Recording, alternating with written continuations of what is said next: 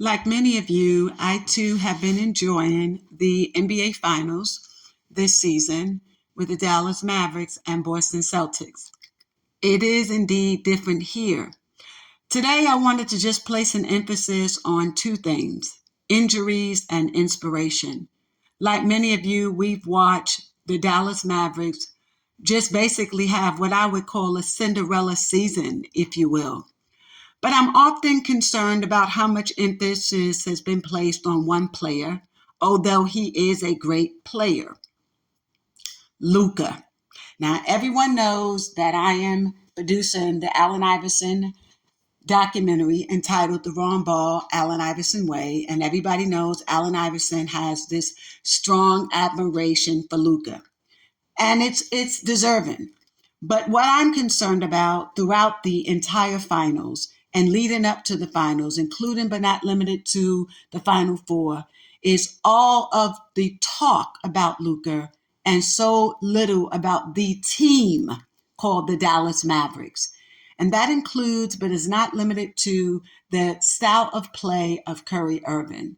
And too often we tend to witness, particularly in games like this, where you have two star players and often one being black and the other white, like a Larry Bird type setup, wherein we forget about the talent and the skill set of the other player. And there's a balance to this story, and that includes, but is not limited to, sometimes reverse discrimination in sports, where we highlight the likes of a former Boston Celtic, NBA legend, all-time great, Larry Bird, and we level him up against the likes of the same, an NBA legend, all-time great, Magic Johnson. And in doing so, it is generally because of the stereotype that the white boy can't jump and he can't play. This seems like the reverse conversation when we consider what's happening in the WNBA regarding Caitlin Clark. Let's not be confused. This is not contradictory. To that end, I wanted to highlight, as many of you may have witnessed yourselves, what is happening with the commentary and the news reporting of the NBA final. One would think that Luka is carrying the entire team on his back by himself.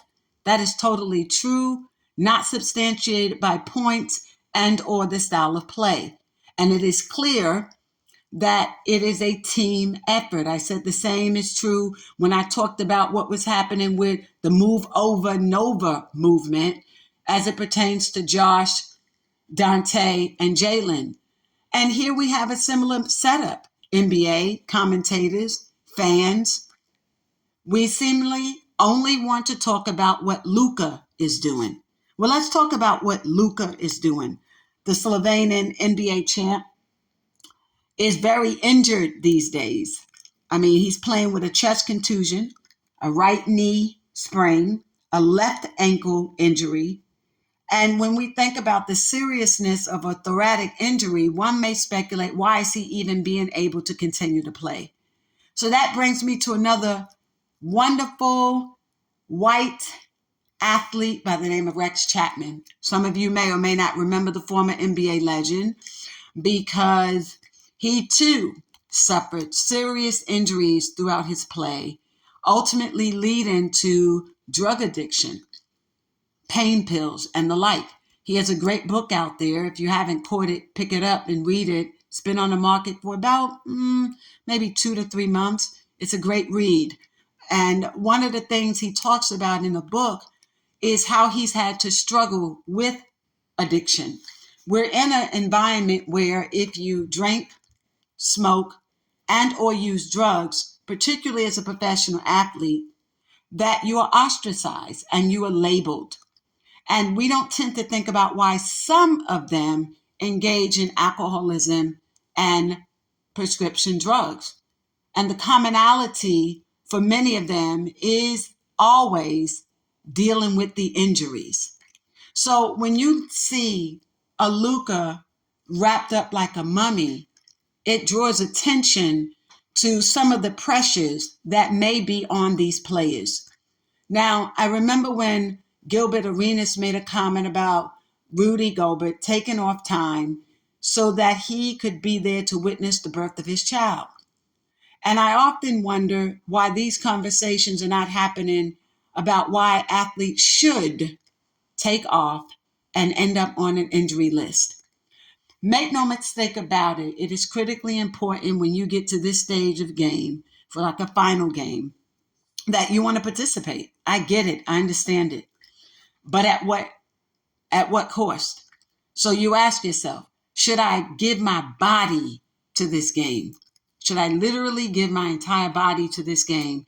Take the risk of suffering and sustaining lifelong injuries? Because here's the deal. When you're playing under pain pills, trust the process. When you are playing under pain pills and or you're being juiced up, as we call it, and you're numb, forget him looking like a mummy. When you're numb, you don't feel the pain, but you also don't recognize until it's too late the additional injuries that you have created to your body because it's been numb.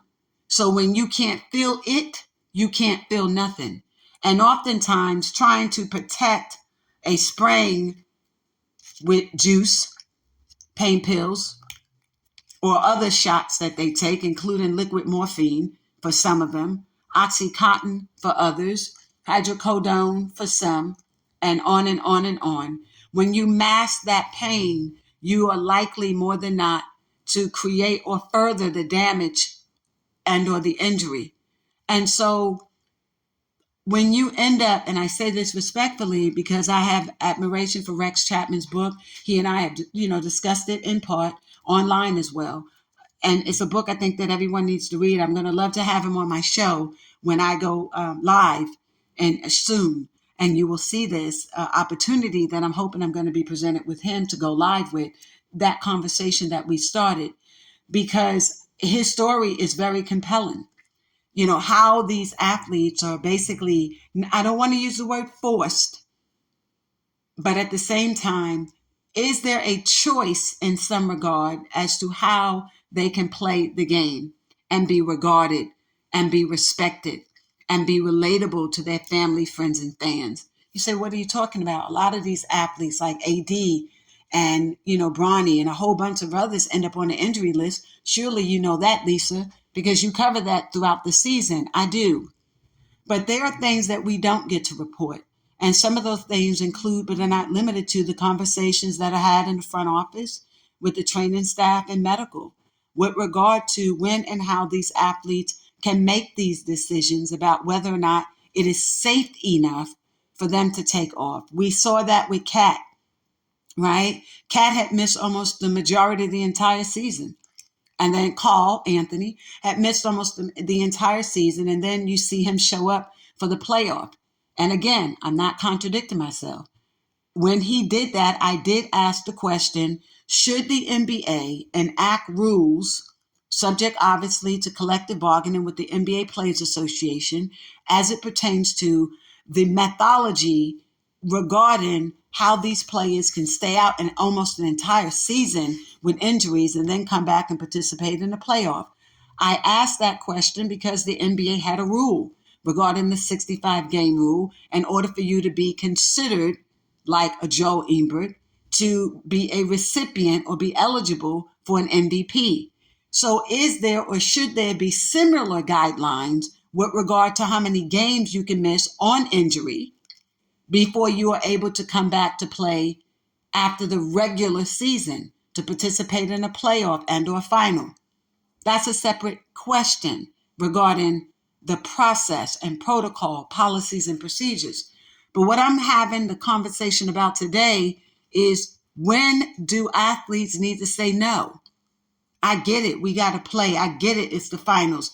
And are they under the pressure from their colleagues, family, friends, and fans, sponsors, sports betting, the league as a whole, to play when you have sustained this many injuries? And at what point in time does the NBA Players Association step up and say, Luka, you can't do this. You should not be doing this. And are those conversations that are had? That's something I'm hoping to find out when we go live, because I have that conversation. I cover the injury list during the season NFL and NBA, Major League as well. And so I want to know, what are those behind the scene conversations that are happening with regard to decision makings pertaining to when these athletes make a decision to get on the dance floor? When you're playing with a thoracic injury, a chest contusion, let us not sleep on that, that should have otherwise put him out of the game, is the downgrade to making him eligible to play really predicated upon the fact that he is okay to play? Or are there other factors, pressures that these players encounter and an effort for them to participate in the game, particularly when you play at the level of Luka? Compare and contrast. When you have the New York Knicks and you have the greatness of all these players as a collective playing, and you miss a Julius Randle, fine, I get it. But wherein you have a cat that comes into play for the playoff, it's questionable. Where you have a Guinness, and you fear the deer with those bucks, are they in a position to say no with regard to should you play at this level when you're injured? When you're in a position like a Joel Embiid and you return after having been out so many games to the Sixers on that road to the finals, and you stop short of it, right? A series or two, was that due to pressure, be it by the league, family, friends, or fans? Or do they wake up thinking, I could do this now, I want to do this? What are the mental, emotional, and psychological issues that go with trying to play under such pressures and the physicalness of the game? I mean, let's face it, almost 90% of Luka's body is under alert, like orange alert. The entire thoracic area, that's your entire chest cavity, is injured. Like I call it like car accident injury, like hitting the entire frontal on a steering wheel type injury. And you downgrade that? Can we trust that process? Now, I'm not here to question the team doctors. I'm not. But I'm calling them out to ask the question, and I will be doing it live as well in a very, very, very near future. What's going on here? We seem to question everything else, and I get it. We want victory. We want them to win. I'm not saying I do. I'm an East Coast baller, so it's Boston all day. We different here. But I want to take the opportunity, to play some homage and respect to Kyrie Irving while we're on this subject matter about the Dallas Mavericks. Is long overdue. He was a Brooklyn Net. He suffered dearly here in the city. I'm in New York. So in that tri-state area, we want him to have this win wherein he can get it. Diehard fans, of course, but enthusiast is more of a proper word for some. I get it. So we do want Kyrie to walk away with a victory, but not against Boston, right?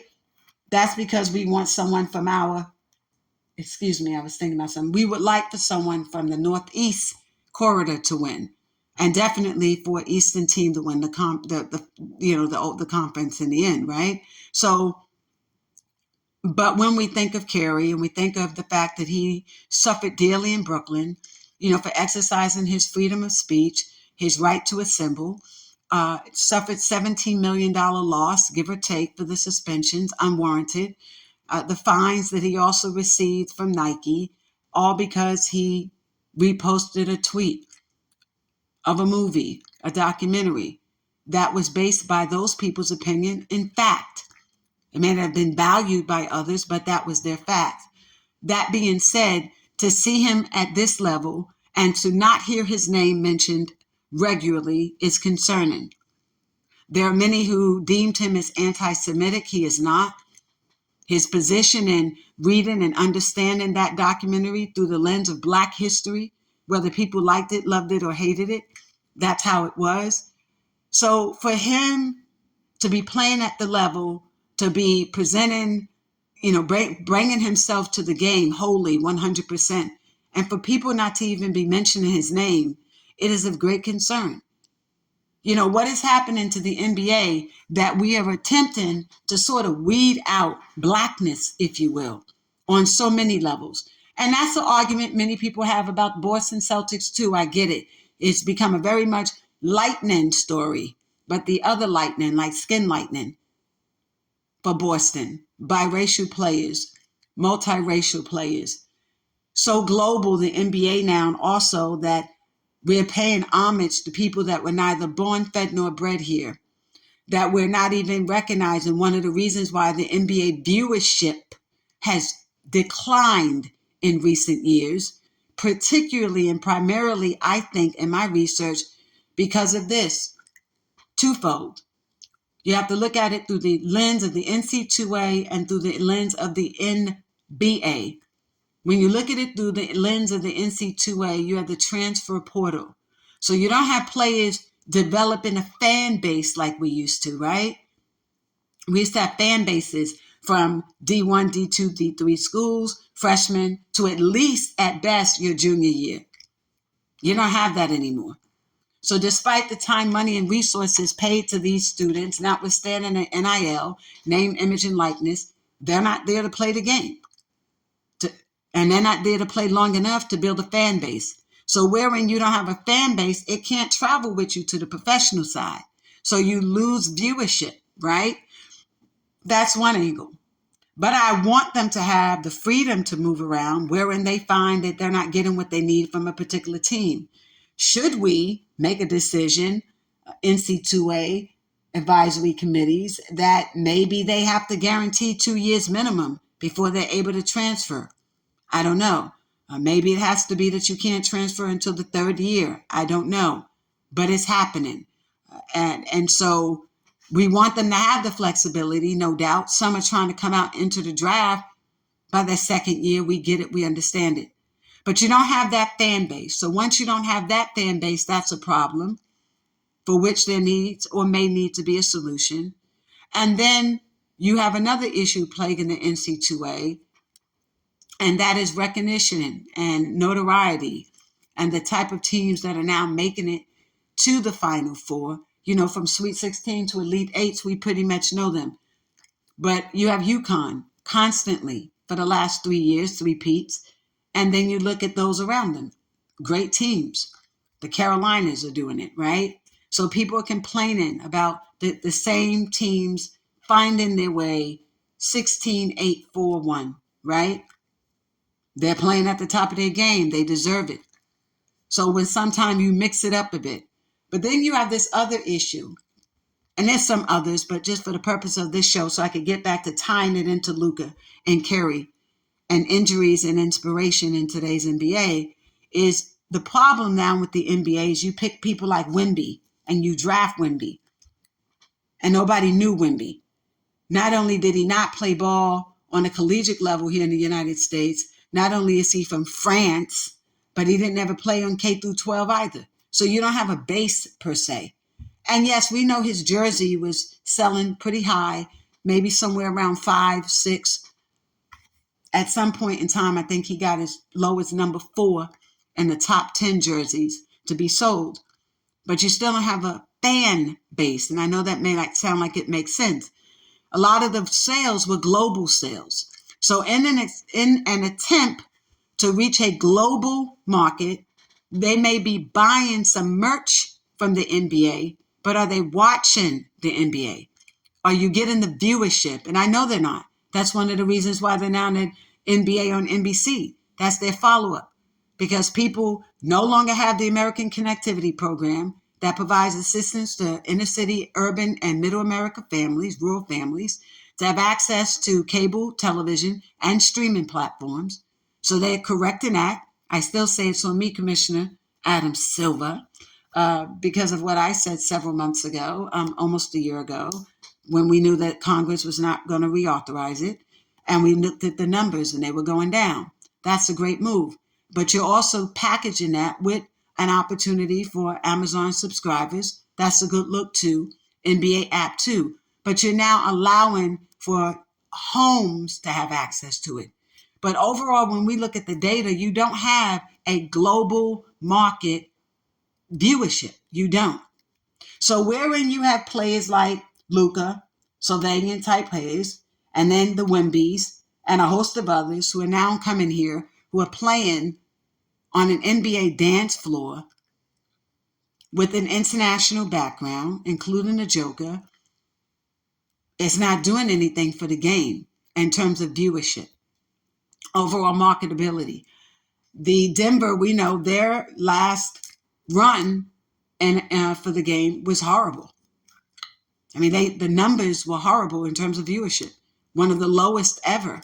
And so that should send a message to you all when you keep up this thing, media, NBA, of forgetting how you got that way.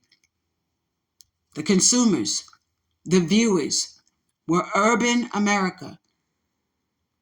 Urban America. I know that you all are trying and testing so many ways to find a way to exclude blacks from the NBA, just like Major League Baseball was doing.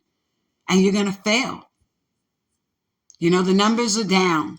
For those identifying as blacks, that number's low, but the overall is 12% less this year. And that number is going to continuously drop while you attempt to globalize the game. But if you continue media and NBA doing it this way, you're going to fail. Kyrie Irving is playing. You got to give him his props. Tatum is playing. You have to recognize he exists. This is not simply white magic playing. They are playing as a team, Dallas Mavericks, that is, as are Boston. And wherein you forget that there are black athletes playing the game, and wherein you attempt to ignore their contribution to the game, and wherein you attempt to forget that they are as much an intricate part of the successes of the NBA, you're going to fail. So my thing today is to highlight 2 points. One, members of the media and even those who are podcasting, remember the NBA is a team sport. This isn't golf or tennis. This is a team sport. Let us not begin this Larry Bird and Magic Johnson repeat in the sense of the black man versus the white hope. Let us recognize the talents that Luka have. Definitely he has them. You can't take it from him. He's well deserving. We get it. We get it. But don't forget Kyrie, Irving, and don't forget the other players on the team, including the bench. You know, sometimes you do that and you create bad karma. You really do. And that bad karma looks like chest contusions and right knee sprains and left ankle soreness. You get my point. Be careful about the energy that we put out there on these players, because Luka, that's not him. Luka don't get engaged in racism. He plays as a brotherhood, part of a fraternal order, and respects that order.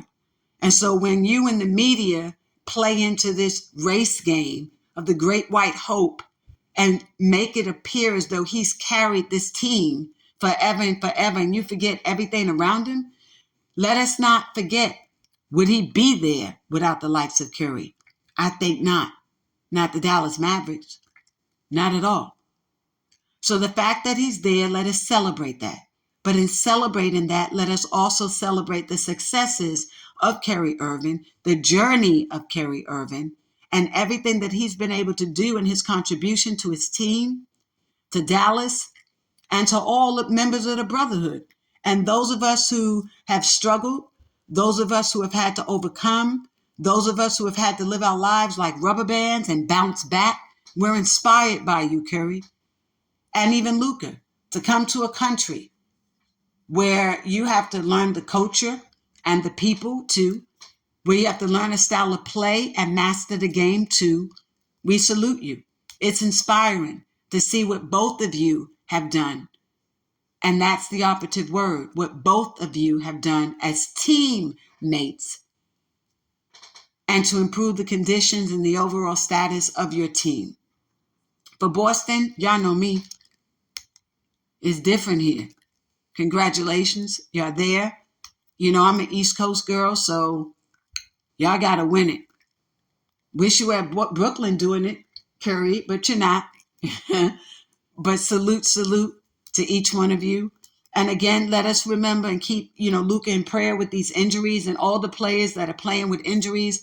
And I hope during the off season and the summer months that the conversation ensues about striking a balance between when and when not to be on the injury list. And at what point in time does the league need to step in to say this injury or these number of injuries or this amount of injuries that you have sustained requires you to sit out a game, no matter how painful, if you will, that may be.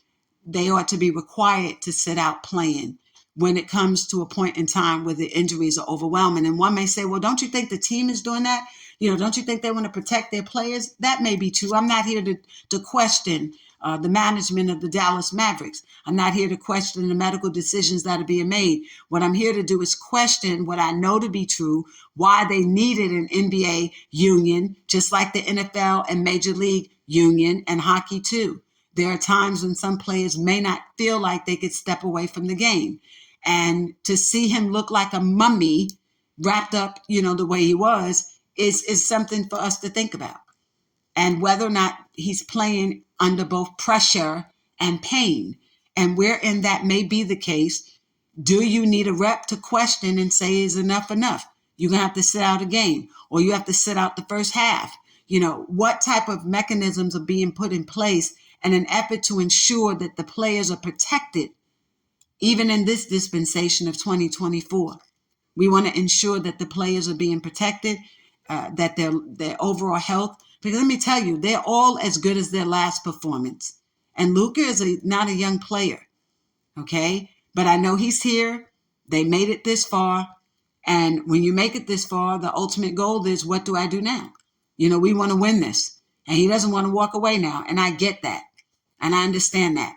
But you do want to be here next season and the season beyond that and that season too, right? And so to do that, you have to also make some very important decisions in your life, especially if it could mean that you could sit out 1 or 2 1 or 2 quarters, and then come back in the game, or sit out a full quarter, rest your body, come back in the next one. There's 4 quarters, do a split.